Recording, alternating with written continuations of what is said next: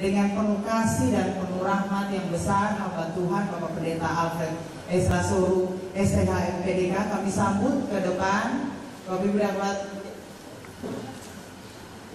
bersama-sama dengan host beliau. Oleh karena itu pasti Bapak Ibu sudah penasaran ya pada sore hari ini. Oleh karena itu beliau akan segera memperkenalkan nama dan kita tidak perlu membuang banyak waktu karena waktu sangat padat dan singkat. Oleh karena itu waktu dan kesempatan saya langsung berikan ke Bapak Pendeta untuk memulai dan memperkenalkan nama. Shalom. Baik saudara, nama saya Ezra Alfred Soru, saya asli orang NTT dan saya adalah pendeta pada sebuah gereja di Kupang yang saya dirikan pada tahun 2008, namanya Gereja Kristen Injili Nusantara Jemaat Revival. Saya menyelesaikan studi teologi program S1 itu di Sekolah Tinggi Alkitab Nusantara Malang, tempat di mana Pak Filipus juga menyelesaikan studi dari sana, dan lalu melanjutkan program S2-nya Master Pendidikan Kristennya di Universitas Kristen Immanuel Yogyakarta. Dan sekarang saya sudah menetap di Kupang dan melayani di sana. Selain melayani di gereja juga, saya dosen teologi khusus teologi sistematika pada Sekolah Tinggi Teologi Injili Kupang, dan juga pengasuh program Tanya Jawab Iman Kristen yang disiarkan di sejumlah radio di kota Kupang. Ya, saya kira itu saja.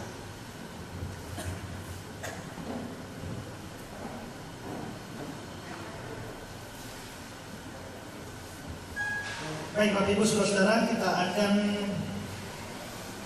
memulai materi kita pada kesempatan sore hari ini. Tema kita adalah mengapa Anda jadi Kristen. Terus terang saudara, menurut saya ini tema yang sangat penting. Dan ini berbentuk pertanyaan, dan pertanyaan ini seharusnya bisa dijawab oleh semua orang yang menyatakan diri bahwa saya beragama Kristen. Itu harus bisa menjawab. Mengapa saya menjadi seorang yang beragama Kristen? Saudara-saudara, satu hal yang paling penting adalah di daerah-daerah mayoritas Kristen, kita menjadi orang beragama Kristen kebanyakan karena keturunan. Karena orang tua kita Kristen, karena orang tua dari orang tua kita Kristen, karena orang tua dari orang tua dari orang tua kita Kristen. Dan karena itu kita begitu lahir, tidak perlu pilihan kita otomatis memeluk agama Kristen.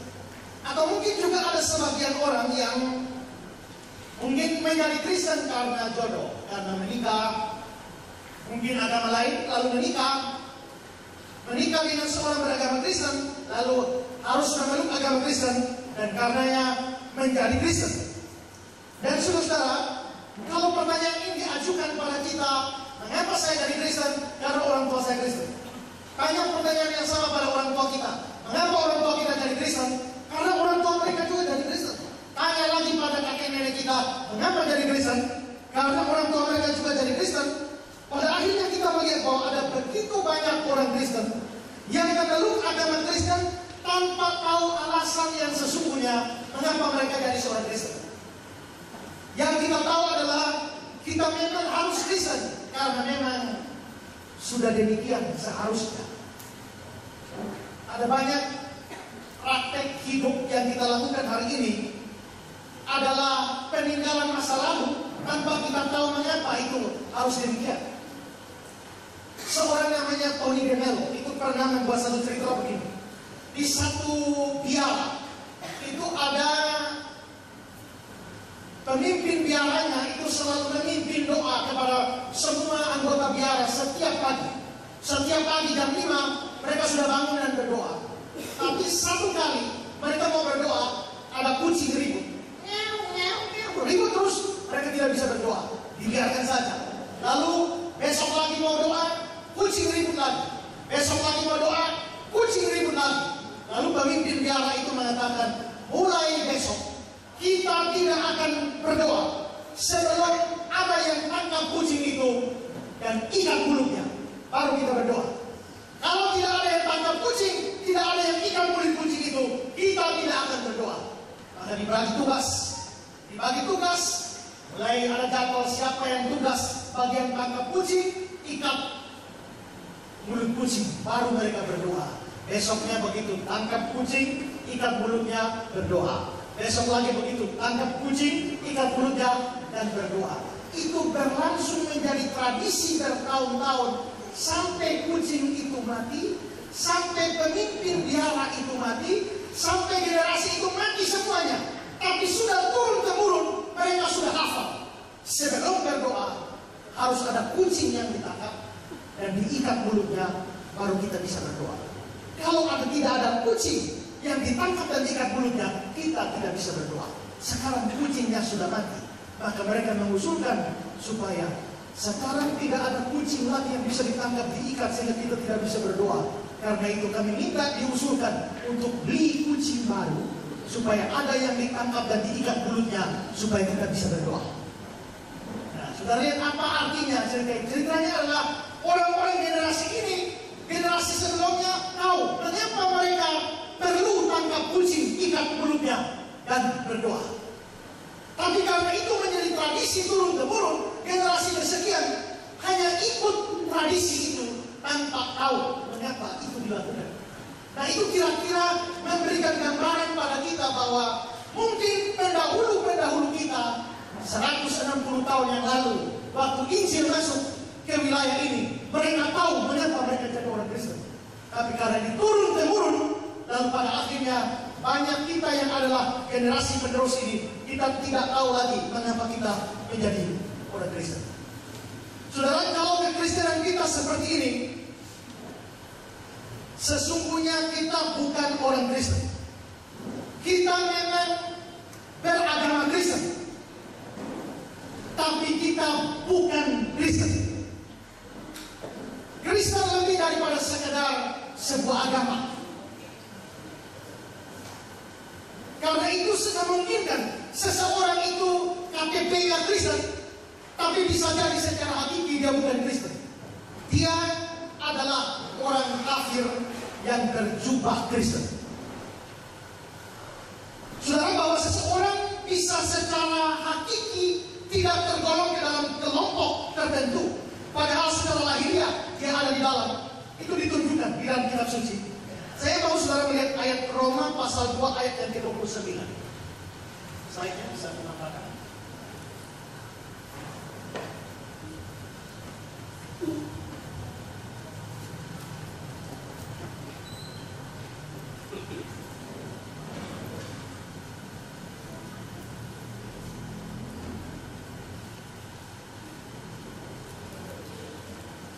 Jadi saudara-saudara, sebelum saya melanjutkannya, untuk memahami ini lebih dalam, tema ini lebih dalam, kita akan melihat tayangan beberapa video yang akan diberikan.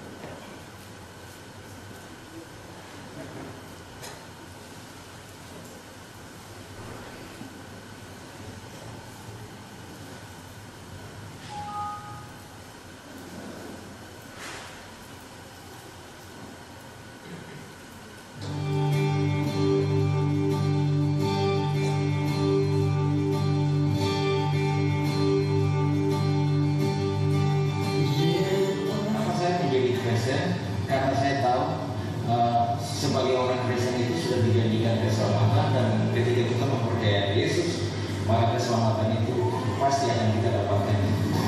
Saya menjadi seorang Kristen karena saya benar-benar saya yakin bahwa keselamatan hanya ada pada Tuhan Yesus. Alasan saya menjadi Kristen adalah pertama memang orang tua saya Kristen, bapak sama mama. Tapi saya merasakan kesyukuran itu ketika saya di kuliah, saya ikut persekutuan Kristen. Di situ ada pemahaman siapa yang mau ikut Yesus. Di situ saya sangat dan di situ saya mulai hidup baru benar-benar ya. Apa ya, sesuai dengan kebutuhan ya gitu. Jadi manusia amal boleh bangkit lagi di dunia saudara. Alasan saya jadi orang Kristen karena keluarga saya dari kakak, mama dan teman saya dan saudara memberikan masalah Kristen.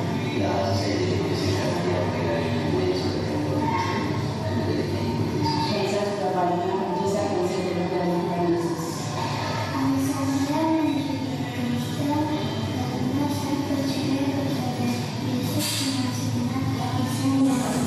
Alasan saya jadi Kristen karena kalau saya dibaptis. Alasan saya menjadi Kristen adalah saya dilahirkan dari keluarga Kristen di mana orang tua saya, ayah dan ibu saya adalah seorang Kristen.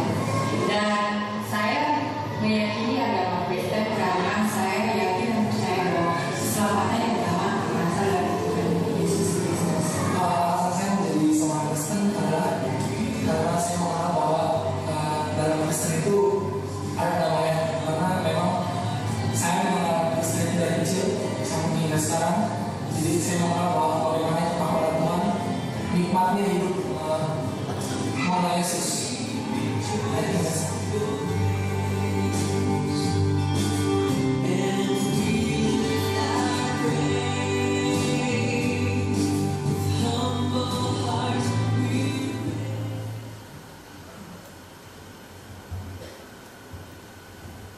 Ya, baik, kita sudah lihat sejumlah alasan yang diberikan dari wawancara-wawancara yang diberikan. Sekarang saudara, kita hari ini akan sungguh-sungguh, sekalipun saudara semua Kristen, tapi saya akan mengajak hari ini kita berpikir, apa sungguh-sungguh kita adalah Kristen? Atau kita cuma model Kristen? Sekarang kita melihat satu ayat, Roma 2 ayat yang ke-29.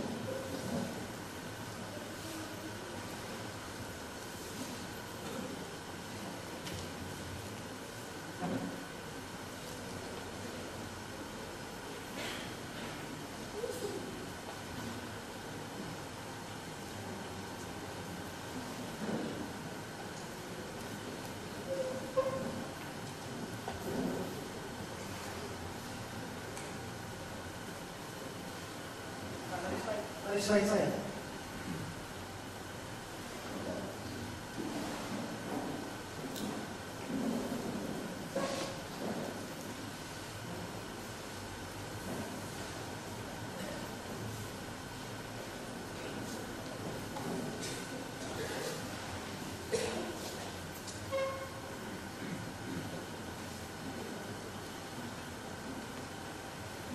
Saudara lihat Roma pasal 2 ayat yang ke-29. Ada kata-kata, tetapi orang Yahudi sejati. Tekanan saya ada pada kata-kata ini, orang Yahudi sejati. Lalu Yohanes 1 ayat 47, Yohanes 1 ayat 47, Yesus melihat Natanael datang kepadanya, lalu berkata tentang dia, lihat inilah seorang Israel sejati. Tapi dari dua ayat ini ada kata-kata orang Yahudi sejati, ada kata-kata orang Israel sejati. Saudara, kalau ada istilah dua ini, Yahudi sejati atau Israel sejati, apa implikasinya? Kalau ada Yahudi sejati, pasti ada Yahudi yang tidak sejati, alias Yahudi palsu. Kalau ada Israel sejati, pasti ada Israel palsu atau Israel yang tidak sejati. Dan ini benar. Mari kita bandingkan dengan Roma 9 ayat 6. Dalam Roma 9 ayat 6, akan tetapi firman Allah tidak mungkin gagal, sebab tidak semua orang yang berasal dari Israel adalah orang Israel. Tidak semua yang dari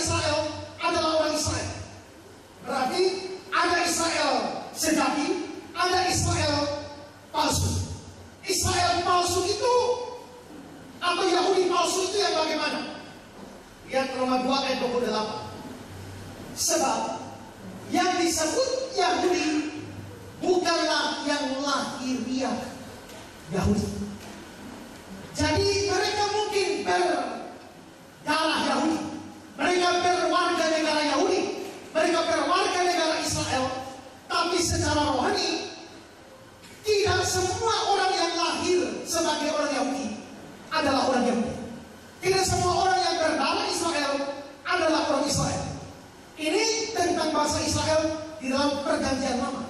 Dan ini berarti bahwa selalu ada Israel palsu, selalu ada Israel yang tidak sejati.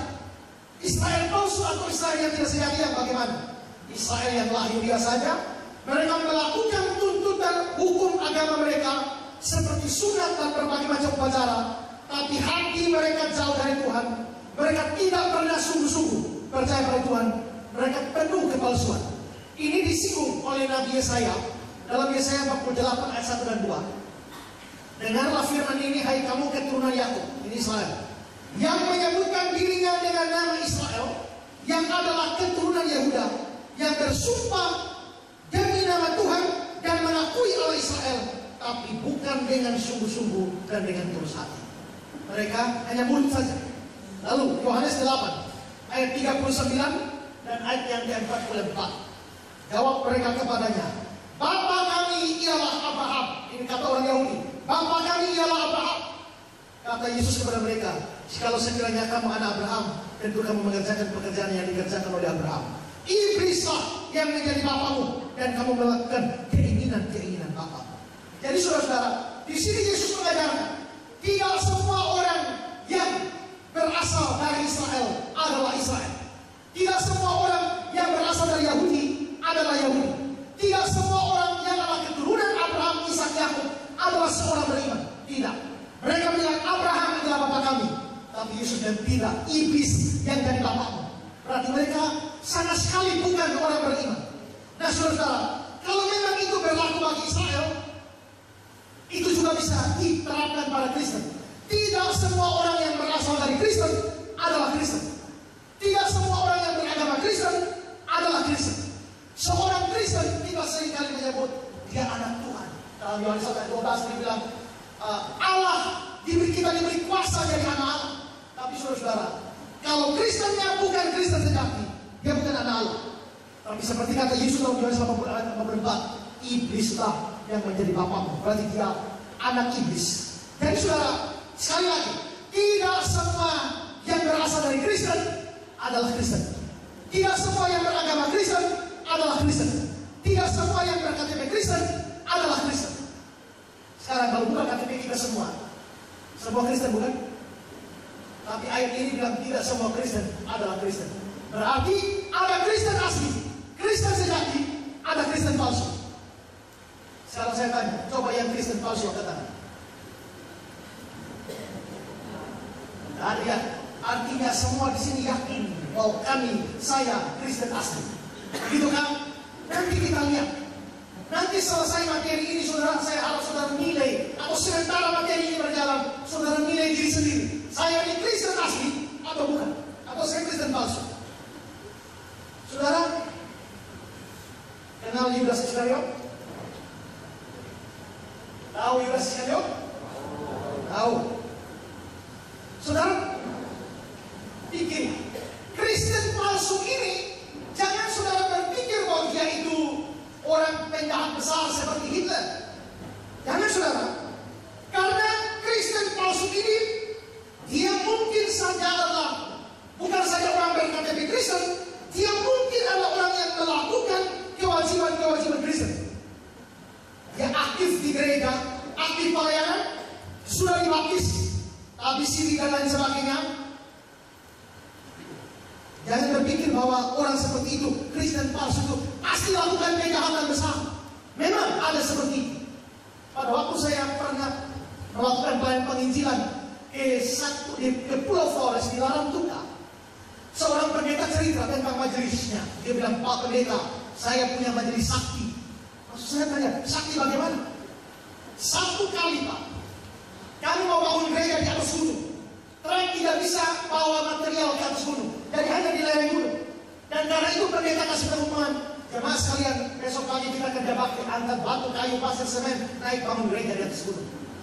Ini majelis bangun berdiri lagi bilang begini, Pak Pendeta dan seluruh jemaat tidak usah repot-repot, semua tidur di rumah saja.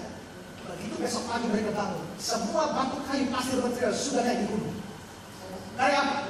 Rupanya dia punya peliharaan jin-jin yang banyak, dan dia suruh jin-jinnya untuk angkat batu, kayu, pasir, naik gunung. Hari itu baru saya tahu ada setan bisa bantu pembangunan gereja. Lalu satu kali ada acara gereja. Mereka mau bikin acara yang harus tutup jalan umum. Dan karena itu mereka minta izin kepolisian, tidak dapat. Lalu majelis datang berkata, pendeta tidak usah khawatir, buat acara di jalan. Tidak usah izin polisi. Kurang 1 jam, dia pergi 1 kilo ke arah sana, dia ambil kapur, dia garis di jalan. Lalu 1 kilo di sana dia garis di jalan, lalu dia kebaktian mulai. Dan apa yang terjadi saudara? Semua mobil, motor, apapun tidak bisa lewat garis itu. Sampai garis itu mesin mati semua. Dan kebaktian berjalan saudara. Setelah kebaktian berjalan, begitu selesai, dia tinggal hapus ini kapur, mesin semua pada hidup. Luar biasa. Setan dipakai untuk mendukung pelayanan. Semua kita pasti setuju itu majelis Kristen, tapi dia Kristen palsu. Dia bukan Kristen sungguh-sungguh. Tapi jangan dulu berpikir bahwa kalau orang terlibat pelihara setan-setan itu Kristen palsu. Kalau saya tidak pelihara setan, saya pasti Kristen asli. Tunggu dulu. Saudara bisa aktif di gereja, saudara bisa terlibat dalam pelayanan, saudara melakukan kewajiban-kewajiban agama seperti dibaptis, tabisidi, katekisasi, dan lain sebagainya. Tetap memungkinkan saudara Kristen palsu. Tadi saya tanya, saudara pernah tahu Yudas Iskariot? Yudas Iskariot ini seorang rasul. Tidak main-main. Dia dipilih langsung oleh Tuhan Yesus sendiri. Dalam Yohanes 6 ayat 70. Jawab Yesus pada mereka, bukankah aku sendiri telah memilih kamu yang 12 ini? 12 pasti Yudas termasuk. Jadi Yesuslah yang pilih Yudas langsung. Adakah di antara saudara yang malam-malam Tuhan Yesus datang dan pilih saudara jadi orang Kristen? Mungkin tidak. Tapi Yudas, ya, Yesus pilih dia langsung. Artinya dari sisi pemilihan dia sebagai rasul, dia lebih unggul dari kita. Yudas ini juga rajin beritakan Injil, bikin KKR kesembuhan ilahi, dan usir setan-setan. Matius 10 ayat 5 sampai 8. Ke-12 murid itu diutus oleh Yesus. Yudas ikut? Tahu dari mana Yudas ikut? Ini 12, berarti Yudas mesti masuk. Kalau Yudas tidak ikut, pasti dibilang ke-11 murid itu. Ini Yudas pasti masuk. Dan dia berpesan kepada mereka, termasuk kepada Yudas, jangan menyimpang ke jalan bangsa lain, masuk ke kota orang Samaria, dan pergilah terus kepada domba-domba yang hilang dari umat Israel. Pergilah dan beritakanlah kerajaan surga sudah dekat. Khotbah kerajaan surga sudah dekat. Dan Yudas khotbah. Apakah Yudas khotbah? Pasti. Yudas khotbah kerajaan surga sudah dekat. Sembuhkanlah orang sakit. Yudas sembuhkan? Pasti. Bangkitkanlah orang mati. Tahirkanlah orang kusta. Ini KKR kesembuhan ilahi. Dan Yudas melakukannya. Usirlah setan-setan. Berarti Yudas juga usir setan. Sekarang saya tanya, siapa saudara yang kira-kira lakukan hal yang sama dengan Yudas? Pernah khotbah? Pernah. Pernah bikin KKR kesembuhan ilahi? Seperti Yudas? Mungkin 1-2 orang. Karena usir setan-setan? Tapi tidak pernah. Kalau diusir setan mungkin pernah. Usir setan tidak pernah. Berarti saudara, dalam hal keaktifan pelayanan kita kalah dari Yudas. Karena Yudas menginjil hebat dan khotbah hebat, bikin kesembuhan ilahi, usir setan-setan. Berarti Yudas ini prestasi rohaninya luar biasa. Lihat lagi Lukas 9 ayat 1, 2, dan 6. Maka Yesus melahirkan 12 murid, Yudas termasuk. Lalu beritakan tenaga dan kuasa. Berarti Yudas ada kuasa kepada mereka menguasai setan-setan. Yudas menguasai setan untuk menyembuhkan penyakit penyakit, punya karunia kesembuhan. Dan dia mengutus mereka memberitakan kerajaan Allah. Berarti Yudas juga beritakan kerajaan Allah, menyembuhkan orang. Lalu pergilah mereka, berarti Yudas termasuk. Dan mereka termasuk Yudas mengelilingi segala desa, memberitakan Injil dan menyembuhkan orang sakit di segala tempat. Hebat ya Yudas. Kalau hari ini ada pendeta seperti Yudas, saudara akan undang dia KKR apa tidak? Ini luar biasa ya. Pengkhotbah hebat, kesembuhan ilahi, usir setan-setan. Pendeta Yudas Iskariot. Saudara, pernah satu kali banyak murid ikut Yesus, tapi karena banyak kesulitan, tantangan dan lain sebagainya, banyak orang mengundurkan diri, tidak ikut Yesus lagi. Bagaimana dengan Yudas? Yohanes 6 ayat 66 hingga 69. Mulai dari waktu itu banyak murid-muridnya mengundurkan diri, tidak lagi mengikut dia. Banyak orang tinggalkan Yesus. Maka kata Yesus kepada kedua belas muridnya, berarti termasuk Yudas, apakah kamu tidak mau pergi juga? Jawab Simon kepadanya, Tuhan, kepada siapakah kami akan pergi? Perkataanmu adalah perkataan yang hidup, dan kami 12 ini telah percaya dan tahu engkau adalah yang kudus dari Allah. Banyak orang mundur ikut Tuhan, tapi Yudas tetap ada di situ. Yudas setia? Setia. Saudara pernah temukan orang seperti Yudas yang hebat seperti ini? Luar biasa bukan? Jarang kita dapat orang Kristen hari ini seperti Yudas dengan seluruh prestasi rohaninya. Dia seorang pengikut Kristus. Kristen adalah pengikut Kristus. Jikalau Yudas ikut Kristus, Yudas adalah Kristen. Tapi dia bukan cuma seorang pengikut Kristus biasa, Kristen biasa. Dia rasul, dipilih langsung, aktif dalam penginjilan, aktif dalam kesembuhan ilahi, aktif dalam usir setan, aktif dalam berkhotbah. Tapi apakah Yudas Kristen asli? Apakah Yudas rasul sejati? Untuk nilai Yudas, kita mesti lihat apa yang Tuhan Yesus ngomong tentang Yudas. Yohanes 6 ayat 64. Tetapi di antaramu ada yang tidak percaya. Yesus ngomong dengan murid-murid 12 orang. Di antaramu ada yang tidak percaya. Sebab Yesus tahu dari semula siapa yang percaya dan siapa yang akan menyerahkan dia. Yesus ngomong tentang siapa ini? Tentang Yudas. Karena ada kata-kata yang akan menyerahkan dia. Ini Yudas. Karena itu Yesus bilang, tetapi di antaramu ada yang tidak percaya. Yang dimaksudkan adalah Yudas. Saudara percaya tidak bahwa Yudas tidak percaya? Ya. Saudara percaya tidak bahwa Yudas itu bukan orang percaya?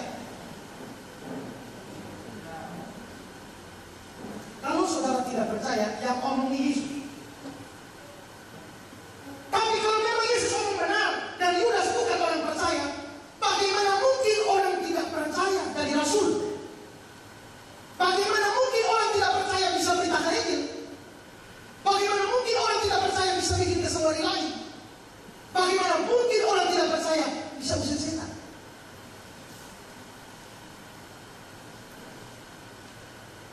Sekarang lihat ayat 70 dan 71 dari Yohanes 6. Jawab Yesus kepada mereka, bukankah aku sendiri telah memilih kamu yang 12 ini? Namun seorang di antaramu adalah iblis. Ayat 71. Yang dimaksudkannya ialah Yudas, anak Simon Iskariot. Jadi Yesus sendiri bilang, aku pilih kamu 12. Salah satu dari kamu iblis, satu dari kamu setan. Saudara bayangkan, kalau Yesus ngomong begitu, ini jadi aneh. Tadi Yudas usir setan, sekarang Yesus bilang dia sendiri setan.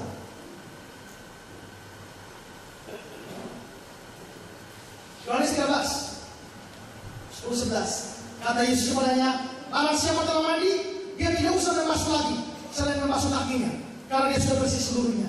Juga kamu sudah bersih, hanya tidak semua. Sebab tidak tahu siapa yang akan menyerahkan dia. Karena itu dia berkata, tidak semua kamu bersih. Ada satu yang kotor. Dan pasti yang dimaksudkan adalah Yudas. Sekarang saya tanya, dari kata-kata Yesus dalam 3 ayat ini, menurut saudara, Yudas itu Kristen asli atau palsu? Kristen palsu. Kristen palsu tapi khotbah. Kristen palsu tapi beritakan Injil. Kristen palsu tapi bikin mujizat. Kristen palsu tapi usir setan. Sekarang saya balik. Itu berarti orang khotbah, orang beritakan Injil, orang bikin kesembuhan ilahi, orang usir setan. Jangan cepat-cepat bilang dia pasti Kristen asli. Belum tentu. Bisa jadi dia bikin kesembuhan ilahi, tapi dia Kristen palsu. Bisa jadi dia khotbah keliling-keliling kemana-mana, tapi bisa jadi dia Kristen palsu. Bisa jadi dia usir setan, tapi dia sendiri adalah setan. Dia rasul. Sekarang saudara, rasul itu adalah jabatan paling tinggi di dalam perjanjian baru. Kalau seorang rasul saja bisa adalah rasul palsu, bisa adalah Kristen palsu. Sekarang saya tanya, pendeta bisa tidak seorang pendeta adalah Kristen palsu? Jika rasul bisa palsu, pendeta bisa. Kalau pendeta bisa adalah Kristen palsu, majelis mungkin lebih bisa ya. Kalau majelis bisa majelis palsu, rasul, pendeta, majelis bisa Kristen palsu. Jemaat,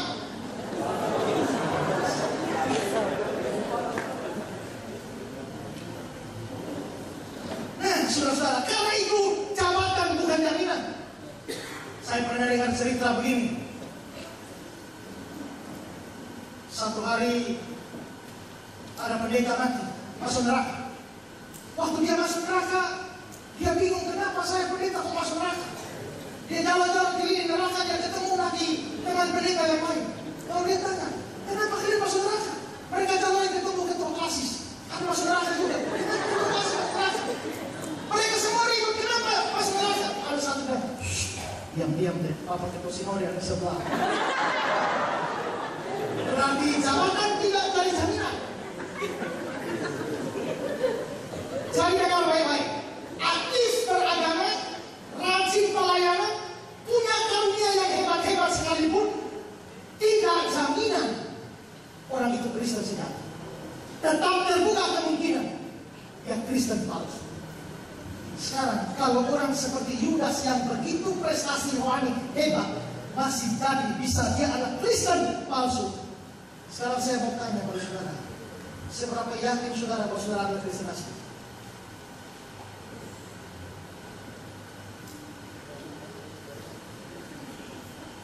Jikalau Yudas bisa palsu, jangan-jangan saya juga. Saya harap sampai di sini beberapa orang mulai cemas dan mulai curiga kepada dirinya sendiri. Nah, kalau begitu kita mesti uji dulu. Saya ini Kristen asli atau tidak? Lalu terus dari mana ujinya? Ciri apa yang membuat saya bisa yakin saya Kristen asli atau saya jadi tahu bahwa saya Kristen palsu? Ciri apa?